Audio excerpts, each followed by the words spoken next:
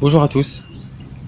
En ce moment, nous vivons une période difficile où les informations contradictoires, où la confusion règne. Et je pense que dans ces moments-là, la communication entre nous, entre proches, est très importante. Par contre, elle devient très très difficile parce que remplie d'émotions, remplie de peur. euh, et c'est pour cela que j'ai envie d'aujourd'hui de parler d'un phénomène lié à tout ça, qui est la dissonance cognitive. Alors, qu'est-ce que la dissonance cognitive? Le premier à mettre en lumière ce phénomène est le psychologue Léon Festinger en 1957.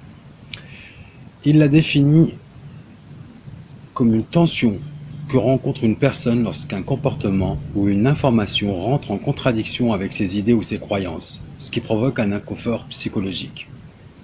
Justement, nos croyances. Qu'est-ce que vraiment des croyances? Pour moi, ce sont des certitudes acquises par notre éducation familiale, scolaire, religieuse, sociale, par les médias, mais aussi par notre imagination. En psychologie, on dit que la croyance désigne l'attitude intellectuelle d'une personne qui tient pour vrai un énoncé ou un fait, sans qu'il y ait une démonstration objective et acceptable de cette attitude. La particularité d'une croyance est qu'elle est ajustée par celui qui adhère à sa propre réalité. Et quand une croyance est partagée par une communauté, alors ça devient des vérités qui ne peuvent être remises en question et ne peuvent plus être discutées. Tout ça amène la dissonance cognitive.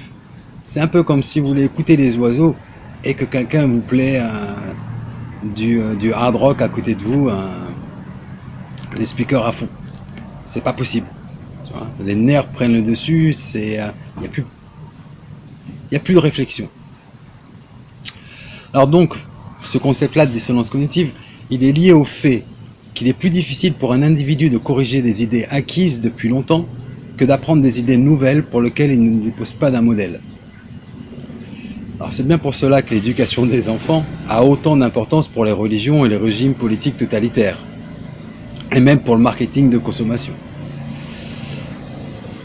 Et oui, cette dissonance cognitive, elle amène même les personnes sujettes à mettre en œuvre des stratégies visant à restaurer leur équilibre cognitif, comme en discréditant les informations, leurs sources, ou en y ajoutant des éléments en accord avec leurs propres croyances, ou encore en réinterprétant le réel pour que justement leurs croyances restent intactes.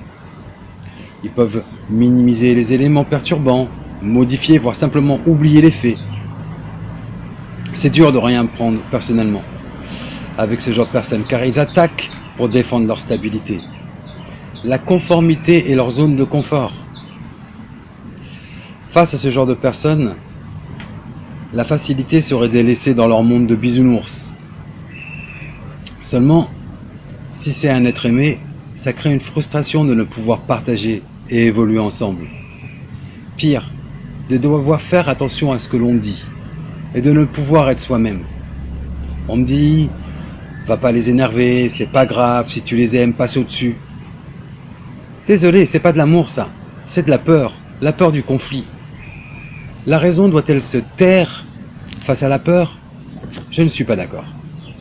Avec le sempiternel, on ne peut rien changer. Si justement, reprenons nos responsabilités, affrontons nos peurs et nos problèmes, car je pense que nous sommes à un nexus important dans l'histoire de l'humanité. À ce rythme-là, on va droit dans le mur, on est tous d'accord. Ou alors, un changement de conscience opère maintenant. Et pour cela, il faut arriver à un effet de masse pour augmenter la conscience collective. Il faut que les moutruches sortent la tête du sable. C'est pas facile. C'est pas facile de rentrer en conflit avec les gens qu'on aime, c'est certain. Mais regardez autour de vous. C'est le bordel. Déjà en 2018, le rapport Planète Vivante de la WWF dit qu'en 40 ans, 60% de la population d'animaux sauvages a disparu. Et c'est encore pire au niveau de la flore. Et pourtant, nous continuons à brûler les forêts, capitaliser sur la santé de la planète. Vit-on dans un monde en paix et en harmonie? En respect avec notre environnement et notre prochain? Peut-on dire que ce système de société est bénéfique à la planète et à l'humanité? Non. Non, non, surtout pas. Peut-on continuer ainsi sans nous autodétruire? Vraiment, posez-vous la question. On reste tranquillement, on a peur des conflits, on ne parle pas de ce qui fâche, et tout va bien, et ça va s'arranger tout seul. Ça serait bien ça, ça serait vraiment bien. Moi je pense que c'est pas à la nouvelle génération d'enfants connectés à leur téléphone d'agir, c'est à nous. La voix de Monsieur Tout-le-Monde a un poids, celle de notre existence et de notre libre arbitre. Il faudrait peut-être pas l'oublier celui-là. Eh oui, pour moi il y a deux critères pour différencier les êtres humains. Non pas leur couleur, leur race ou leur religion, mais tout simplement libre ou non. Et par la peur, on nous enlève toutes nos libertés. Nos gouvernements sont dirigés par un système économique. Celui-là, il est contrôlé par les banques et les lobbies. Et tout ça par quelques familles, que je ne citerai pas. Et justement, positivement, on pourrait peut-être leur demander à toutes ces familles d'agir dans le bon sens pour une fois. Vous vous rendez compte la fortune colossale qu'ils ont? Ils pourraient vraiment améliorer notre quotidien. C'est pas aux petits citoyens de faire des efforts. C'est pas à nous. Pour une fois, dans le bon sens, ça serait bien. Si vraiment nos dirigeants étaient sincères, plusieurs mesures auraient dû être prises depuis très longtemps. Comme par exemple utiliser le chanvre.